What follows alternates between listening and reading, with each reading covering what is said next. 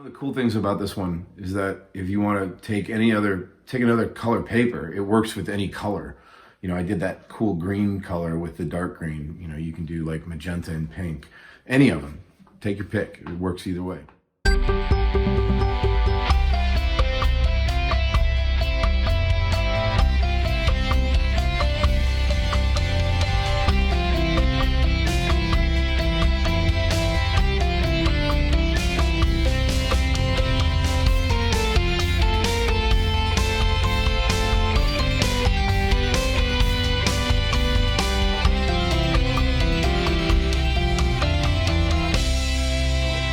This one's pretty cool because it kind of narrows the space of how much sky there is, and we kind of make like a literal transition showing these layers of trees. So it's a good one to kind of do and get used to, and it really shows how I like to use like the fading of white chalk and mist in between layers to give us depth.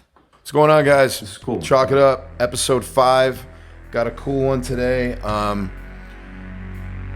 Just to get right into it, we're starting off getting our main light source. We're gonna do like some cool like stacking of like some layers today, and kind of like an evergreen tutorial.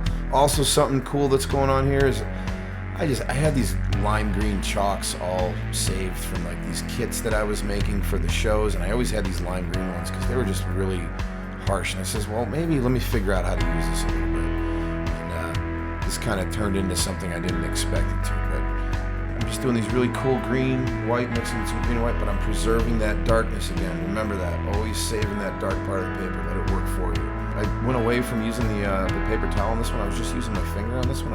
Again, you guys can use your finger, use whatever. This actually gives you a different technique because it doesn't pull off as much chalk. Kind of digging that right now. Got a good solid like light source there. I'm gonna leave the sky kind of like this triangular shape here. We're gonna work, maybe this looks like a valley of trees.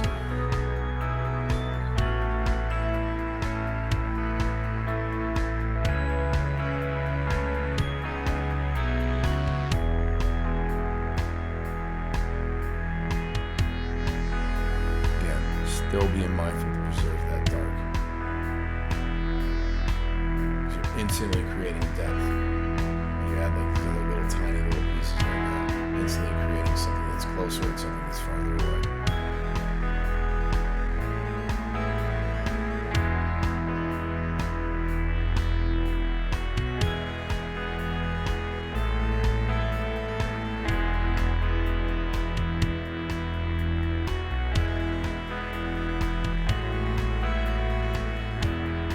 Alright, so now I grab paper towel because I just want to lift some of that chalk off because I'm going to go into the markers. This one's going to be a little bit different. You're gonna right off rip get into some detail here with these guys, because this is a good one just to learn and kind of get your chops on with your doing some of these evergreens. I'm using like a lighter, warm colored marker, not a cold one, just because I want it gives it a little bit more of an earthier tone to it.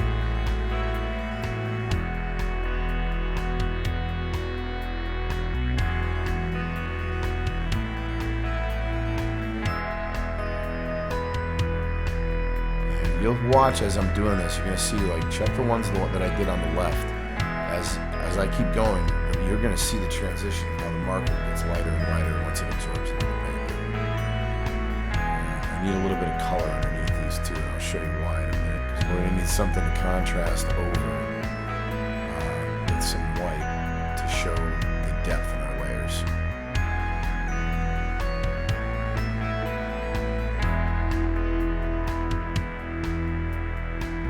Kind of see, I'm making this kind of like a really harsh kind of cliff, so it's going to be kind of like in like a river valley or something like that.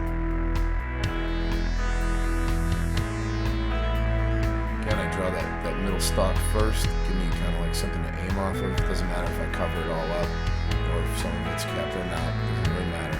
Just got to figure out how you get comfortable with it, how you make them look right.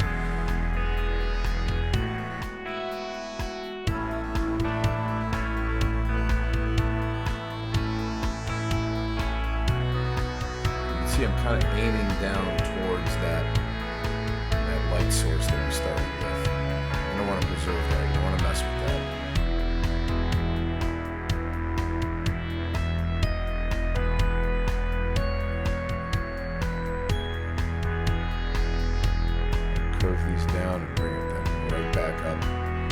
side of like what would be like a river valley.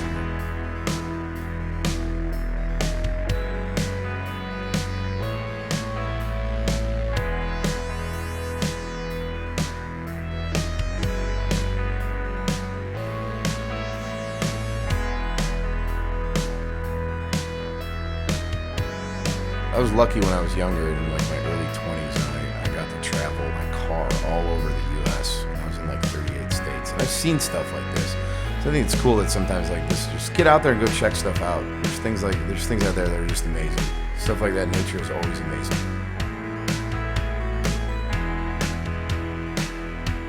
All right, so just kind of thickening this layer up here a little bit. You can see how all that marker, you can see right now how I'm working on a section where how much darker the marker is when it goes on. The ad markers that I use are really juicy. They last a really long time. But don't be surprised if you're going through some markers with this technique, because they do start picking up some of the chalk on the page. These are really resilient to it, better than a lot of other markers, so you might want to keep that in mind if you guys want to grab some of those. They are pricey though. They can be around $4 or $5 a piece. But they do the job. And you want to work on with them fast, because they do smell really, really bad. But again, there's a lot of other choices out there to use for that. So now, off screen, I'm grinding down some white chalk here to use. I'm gonna really try to separate this bottom layer here, so that I can create another one. You can kind of see how that marker's fading out a little bit into the paper, but it still shows some detail behind that white.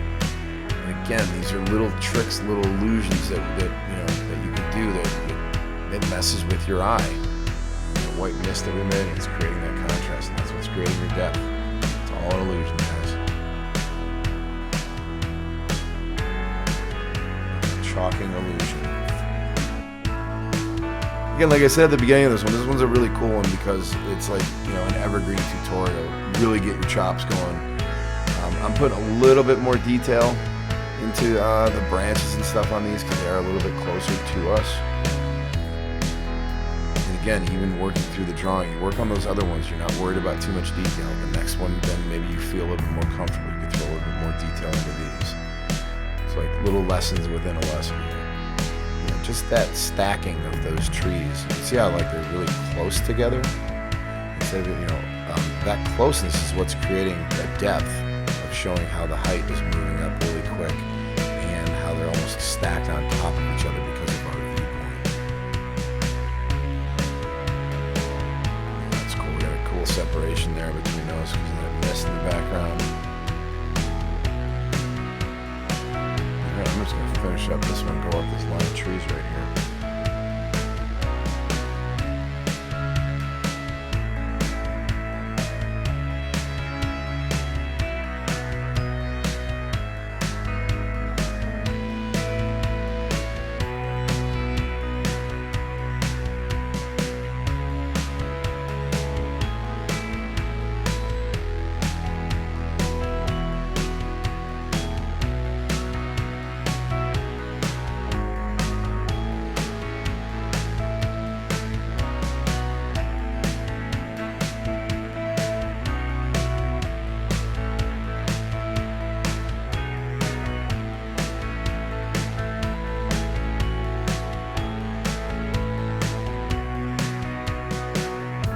I am kind of thinking about at this point too, believe it or not, like I'm trying to think how this is going to end here.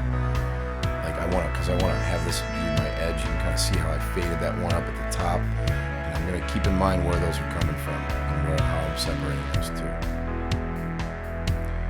So right here, we're getting pretty close now, kind of where our water's edge is going to be kind of forming up here. I'm kind of doing this little, all I'm really doing is using the tip of this marker, kind of darkening in some areas and just keeping holes, basically, almost like making oblong honeycomb kind of looking things.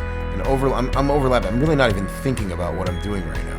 I'm just kind of overlapping where the placement is of like maybe some of these larger like pieces of like rock and these formations here that I can then layer over these. But I'm doing this really simply. I'll go back through and hit these with the highlights, but you can see even now, you can tell like where some of those formations are and where, how I'm trying to like build those up and make them look like they're going up the side of this river valley.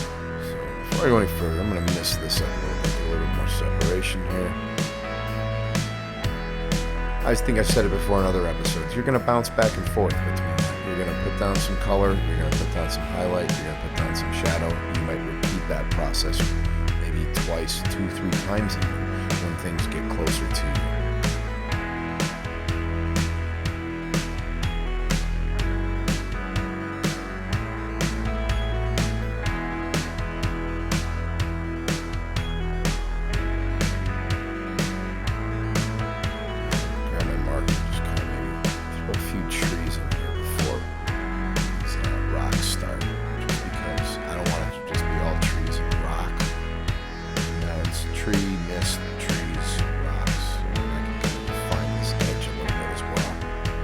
Again, I went to a darker color.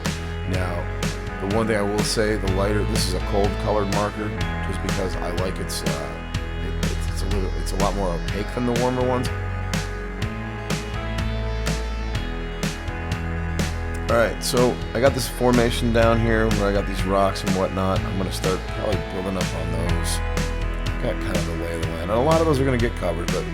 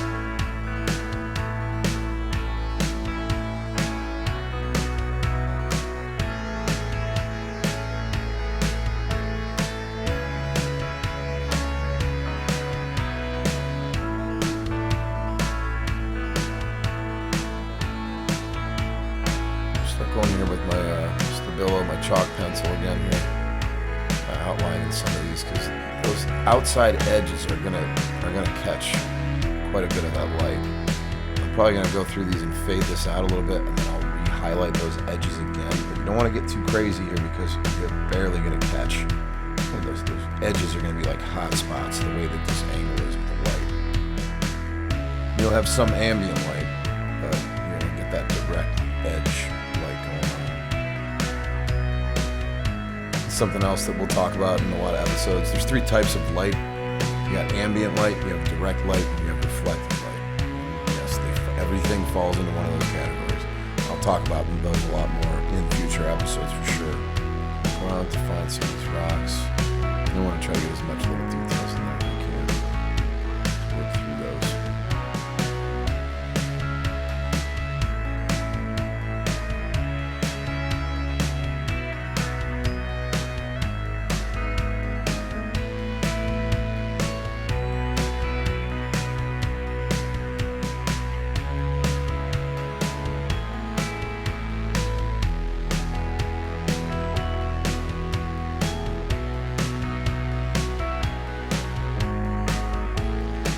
Warm mark, another warm one in my hand.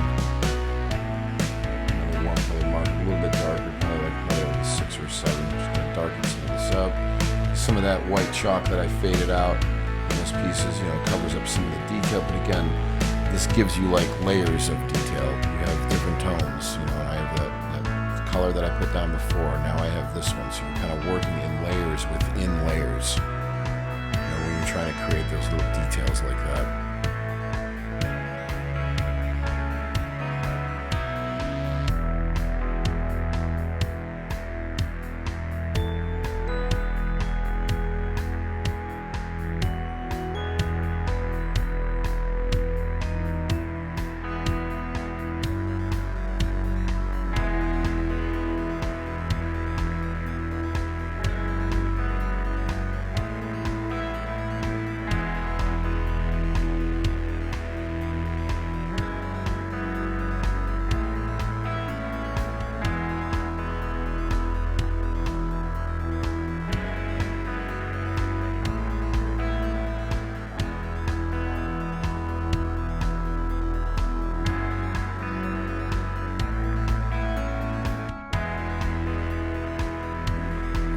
So now I'm gonna start working in here.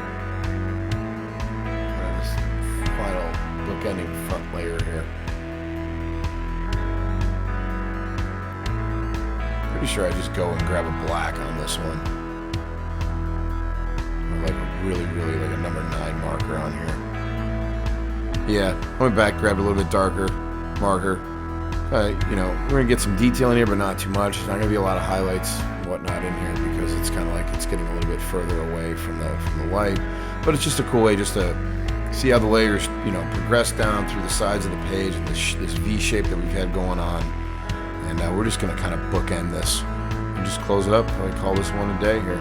You know, I'm putting in trees here, but I'm also trying to be mindful of like kind of like the lay of the land. Like there's some other like larger stones and stuff in here and whatnot. And kind of just working my way through. Sometimes those lines you don't end up using them or you never even see them, but it doesn't matter. You know, you're gonna end up covering them up, but you can do that because those are there to kind of like guide you and figure out how you want to go about putting down like the lay of the land here.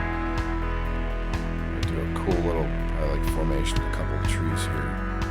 Just match that side. Like I said, probably call this one quits. Thanks for watching. Subscribe button, like button, share it. We want to see the work that you guys are doing at home.